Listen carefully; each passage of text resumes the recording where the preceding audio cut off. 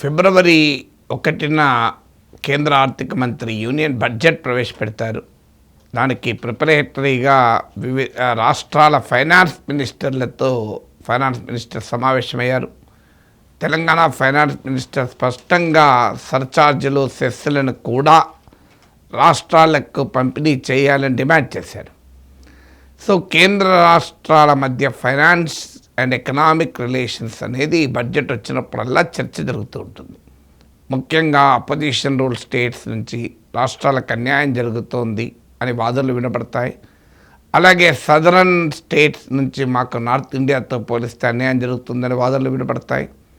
Richer state, సదరనే కావాల్సిన అవసరం లేదు. ఇప్పుడు మహారాష్ట్ర ఇది western state, but richer states కూడా మేము నష్టపోతున్నాం, పేద రాష్ట్రాలు పేదరికాన్ని వల్ల వాళ్ళు రివార్డ్ అవుతున్నారు, వాళ్ళకి ఎక్కువగా సెంట్రల్ ట్రాన్స్ఫర్స్ వెళ్తున్నాయి.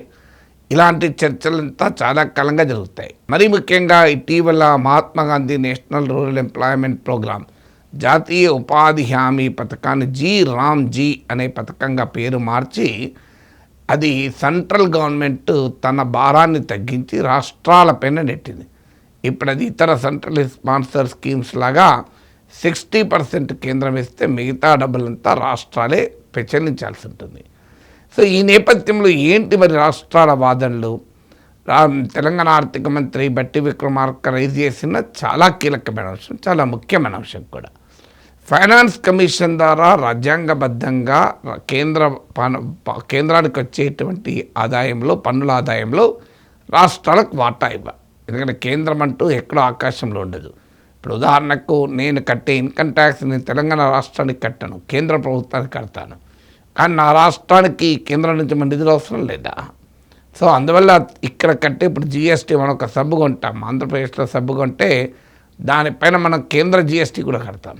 అందువల్ల కేంద్రానికి వచ్చేటువంటి పన్నులు ఏమో కేంద్రమే కష్టపడి సంపాదించుకునేది కాదు, ఆయా రాష్ట్రాల్లో ఉన్న ప్రజలు కట్టిన పన్నులే. అందుకే రాజ్యాంగం ఏం చెప్తుందంటే ఫైనాన్స్ కమిషన్ కేంద్రము నిధుల్లో రాష్ట్రాలకు ఎలా కేటాయించాలి, వర్టికల్ అండ్ హారిజంటల్ డివల్యూషన్ అంటారు. వర్టికల్ డివల్యూషన్ అంటే కేంద్రముకున్న మొత్తం ట్యాక్స్ రెవెన్యూస్లో ఎంత పర్సెంటేజ్ రాష్ట్రాలకు ఇవ్వాలి, ఎంత పర్సెంటేజ్ కేంద్రమే ఉంచుకోవాలి. ఎందుకంటే కేంద్రం డిఫెన్స్, అలాగే ఎక్స్టర్నల్ అఫైర్స్, మీకు ఇలాంటి భారాలు ఇలాంటి బాధ్యతలు ఉంటుంది. అలాగే సెంట్రల్ స్పాన్సర్ స్కీమ్స్కు ఇతర రకాలుగా కూడా నిధులు సమకూరుస్తూ ఉంటుంది. సెంట్రల్ గవర్నమెంట్ కూడా నిధులు అవసరం కనుక వర్టికల్ డివల్యూషన్లో భాగంగా సెంటర్కి ఎంత, స్టేట్స్కి ఎంత నిర్ణయిస్తుంది. అలాగే అమౌంగ్ ద స్టేట్స్ ఒకసారి స్టేట్ షేర్ డిసైడ్ అయ్యాక దాన్ని వివిధ రాష్ట్రాల మధ్య ఏ రకంగా డిస్ట్రిబ్యూట్ చేయాలి ఈక్విటబుల్గా, ఈక్విటీ, ఎఫిషియన్సీలా అనేక ఫ్యాక్టర్స్, పాపులేషను, సో వారికి ఉన్నటువంటి ఫైనాన్షియల్ ఇబ్బందులు ఏంటి, వీటిని దృష్టిలో పెట్టుకొని ఫైనాన్స్ కమిషన్ ఎవ్రీ 5 yearsకు ఒక ఫార్ములా డిసైడ్ చేస్తుంది. ఇటీవల 16th ఫైనాన్స్ కమిషన్ తన రిపోర్టు కేంద్రానికి సబ్మిట్ చేసింది అరవింద్ పనగారియా నాయకత్వంలో. ఇంకా ఆ రిపోర్ట్ ఏం చెప్పిందో తెలియదు. 2026 నుంచి ఇది అమల్లోకి రావాలి. ఇప్పుడు అందువల్ల ఈ బడ్జెట్ చాలా కీలకం. అందుకే మీకు లాస్ట్ ఫైనాన్స్ కమిషన్లో 41%కు రాష్ట్రాల వాటా పెంచాము అని బీజేపీ చెప్తూ ఉంటుంది. అంతకుముందు 33% ఉంటే మేము దాన్ని 42% పెంచాం. జమ్మూ కాశ్మీర్ను కేంద్రపాలిత ప్రాంతం చేశాక దానికి 1% పక్కకు పెడితే 41% రాష్ట్రాల షేర్ ఉంది అని.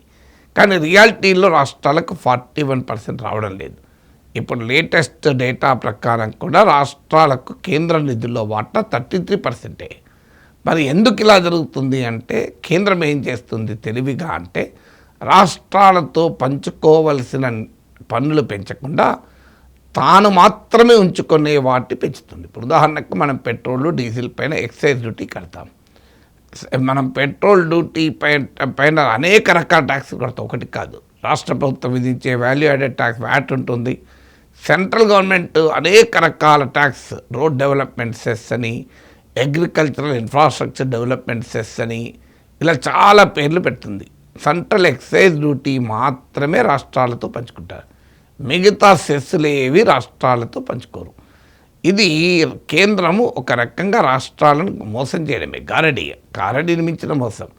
మీకు కోవిడ్ వరకు టోటల్ సెంట్రల్ రెవెన్యూస్లో 5.4% ఉండే సెస్సులు సర్ఛార్జీల వాటా.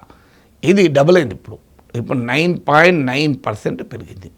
ఈ సెస్సులు సర్ఛార్జీలు రాష్ట్రాలతో పంచుకోరు గనక సెంట్రల్ షేరబుల్ పూలే తగ్గిపోతుంది. దీనివల్ల రాష్ట్రాలకు వచ్చే వాటా కూడా 41% రాక 33% వస్తుంది. ఇక రెండవ సమస్య ఏంటంటే కండిషనల్ ట్రాన్స్ఫర్స్. ఇప్పుడు రాష్ట్రాల ప్రియారిటీస్ వేరుంటాయి, కేంద్రం ప్రియారిటీలు వేరుంటాయి. ఇప్పుడు ఒక రాష్ట్రానికి ఉండే ఒక అర్బన్ స్టేట్ అనుకో, వాళ్ళకి రూరల్ ఎంప్లాయ్మెంట్ ప్రోగ్రామ్ ప్రియారిటీ కాదు. వాళ్ళకి రహదారులు బాగా ఉన్నాయనుకోండి, జాతీయ రహదారులు వాళ్ళ ప్రియారిటీ కాదు. ఇలా ఒక్కొక్క స్టేట్ను బట్టి వాటి ప్రియారిటీస్ ఉంటాయి. కేంద్ర ప్రియారిటీస్ వేరే ఉంటాయి. కేంద్రం సెంట్రల్లీ స్పాన్సర్ స్కీమ్స్ అని పెడుతుంది. సెంట్రల్ ఇప్పుడు రాష్ట్రాలకు కేంద్రం ఇచ్చే నిధులు మనము 2 రకాలుగా వర్గీకరించాలి. ఒకటేమో రాష్ట్రాలకు కేంద్రం ట్రాన్స్ఫర్ చేస్తుంది, రాష్ట్రాలు ఏమైనా చేసుకోవచ్చు. మిగతా అలా కాదు, కేంద్రము నిబంధనల మేరకే ఖర్చు చేయాలి. సో అలా ఇప్పుడు మీరు ఫైనాన్స్ కమిషన్ కేటాయించే దాంట్లో 57.5% లేటెస్ట్గా రాష్ట్రాలకు ఫ్రీడమ్ ఉంటుంది. ఆ నిధుల్ని రాష్ట్రాలు ఎలాగైనా ఖర్చు చేసుకోవచ్చు.